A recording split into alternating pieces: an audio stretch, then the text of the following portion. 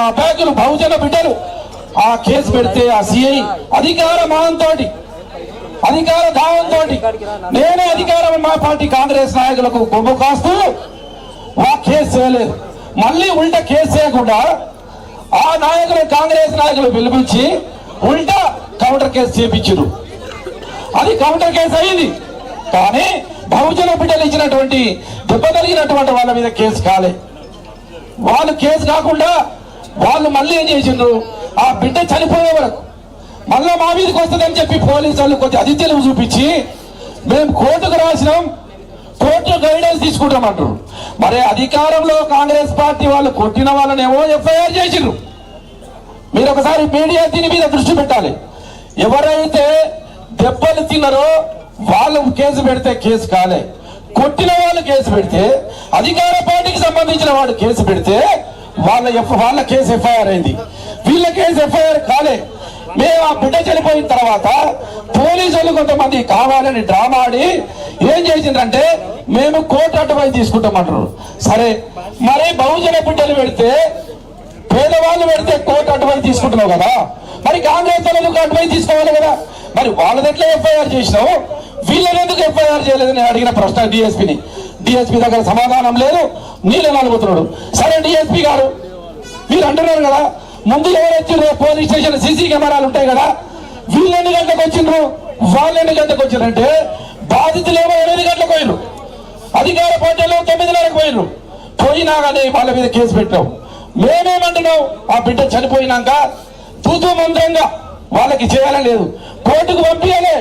Court మీద సిల్లని అడిగితే వాళ్ళ దగ్గర సమాధానం లేదు. కోర్టు సిల్లడినా, కోర్టు ముద్ర వేసిందా లేదు. వాళ్ళు కోర్టుకు పంపించడమని వాళ్ళు ఒక మాయమాటలు చెప్పి చేస్తుంటే నేను పార్టీ అధిష్టానం వచ్చి తీసుకెళ్లిపోయినా. కేటీఆర్ గారు ఎంబడే స్పందించి ఆ బాధితులకు న్యాయం జరిగే వరకు పోరాడడం పార్టీ తరఫున. ఇలా అప్పటికే ఇక్కడ బిఎస్పీ పార్టీ కానీ వాళ్ళు మళ్ళా శారదా మహారాజ్ గారు కానీ వాళ్ళందరూ కలిసి అన్ని సంఘాలు వాళ్ళకు మద్దతుగా ఉన్నాయి, మేము మద్దతుగా ఉన్నాం. ఇవాళ మేము కోరేది ఒకటే, ఆ పిల్ల మర్డర్ అయింది, చనిపోయింది, 307 సెక్షన్ ఎట్లా పెడతావు? నేను 301 పెట్టు, డైరెక్ట్ మర్డర్ కాబట్టి 301 పెట్టు. మీ పోస్ట్ మార్టం రిపోర్ట్ వచ్చిన తర్వాత అప్పుడు మాకు చూపించి బహిరంగంగా పెట్టి మీరు మాకు చెప్పండి అని చెప్పితే లేదు మేము ఇదే పెడతామని చెప్పి నేను ఆడ కూర్చున్నా. స్థానిక ఎమ్మెల్యే ఫోన్ వస్తుంది, స్థానిక ఎంపీ ఫోన్ వస్తుంది, స్థానిక ఎమ్మెల్సీ ఫోన్ వస్తుంది. మాట్లాడితే 2 నిమిషాలకు వెళ్ళిపోయి లోపల మాట్లాడి వస్తున్నారు డిఎస్పీ గారు. మేము ఆల్రెడీ ఎంపీ గారు వచ్చినప్పుడు స్పీకర్ ఫోన్ పెట్టిస్తే ఎంపీ గారు ఏమంటారు, సూచి చేయండి అని చెప్తున్నారు, సూచి చేయమంటారు. కానీ బాధ్యతలు న్యాయం చేయమని చెప్తలేరు, సూచి చేయండి అని వాళ్ళు చెప్తున్నారు. మా డిమాండ్ ఒకటే, ఎవరు చేసిండ్రా ఏం చేసిండ్రా మేము ఒకరి వర్గాలు మాట్లాడతలే. కానీ ఈ తెలంగాణ రాష్ట్రంలో ప్రజాపాలనలో ముఖ్యమంత్రి అయినటువంటి మీకు ప్రజల మీద బహుజనుల మీద మీకు ప్రేమ ఉంటే తక్షణమే మీరు విచారణ చేపట్టండి. ఈ కారణమైనటువంటి పోలీసులను సస్పెండ్ చేయండి, 301 సెక్షన్ పెట్టండి, బాధితులను ఆదుకోండి. మా డిమాండ్ గింతే. మీరేమనుకుంటారు, మేము రాజకీయ కొరకు చేస్తామని చెప్తాం. రాజకీయం ఏంది? ఇది ఒక ఆడబిడ్డ ఏం చేసింది ప్రపంచం తెలియదు, ఎవరు ముఖముఖం తెలియదు, 2 నెలల పసికంతో చనిపోతే మరి మీరెందుకు స్పందిస్తలేరు? స్థానిక ఎమ్మెల్యే రా, బయటికి రా. మేము నువ్వు చేసిన మంటలేను, బాగా వినండి. నేను ఎమ్మెల్యే చేసిండో ఎమ్మెల్సీ చేసిండో అని నేను అభియోగం అవుతలేను. నీ సంఖ్యలో నీ భుజం మీద ఎక్కి తిరిగే నాయకులు చేసిండ్రు, వాళ్ళని పార్టీలకు వెళ్ళి తక్షణమే సస్పెండ్ చేయండి. బాధితుల పక్షాన్ని నిలబడండి. మేము బాధితులకు న్యాయం చేస్తామని చెప్పి మీ నిజాయితీ నిరూపించుకోవాలి. కానీ నువ్వేమో పక్కన ఎమ్మెల్యే తీసుకొచ్చి మాట్లాడిపిస్తున్నావు. నువ్వు ఎమ్మెల్యే, నీకు ఓట్లు వేసింది ఎవరు? ఇక్కడ బహుజన బిడ్డలు వేసింది నీకు. కానీ పక్కన ఉన్నటువంటి వేరే ఎమ్మెల్యే తీసుకొచ్చి నువ్వు మాట్లాడిస్తున్నావు. నువ్వెక్కడ ఉంటున్నావు? పక్క నియోజకవర్గాలు పోయి దైవ కార్యక్రమాల్లో నువ్వు పాల్గొంటావా? నీ నియోజకవర్గంలో ఒక పసికందు చనిపోతే ఇంతమంది రోడ్ల మీదకి వస్తే, ఇన్ని పార్టీలు రోడ్ల మీదకి వస్తే నువ్వు స్పందన లేకుండా కొత్త ప్రకటన చేయాలి. మన ఎమ్మెల్సీ గారు పోలీస్ స్టేషన్ పోయాడు, మీరు ఆ వీడియోలు చూడండి.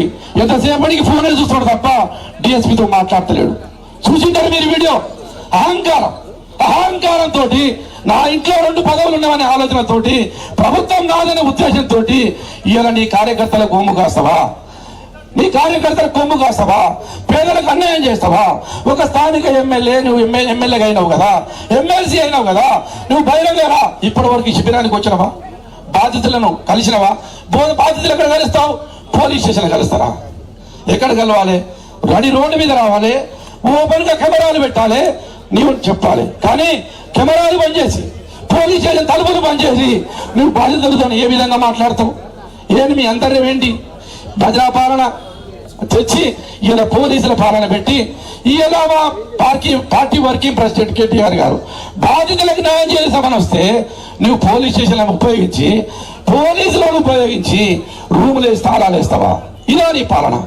అరే నాయన, నీకు చాతనైతే, నీకు దమ్ముంటే, నీ మూడవైతే నువ్వు బాధితులను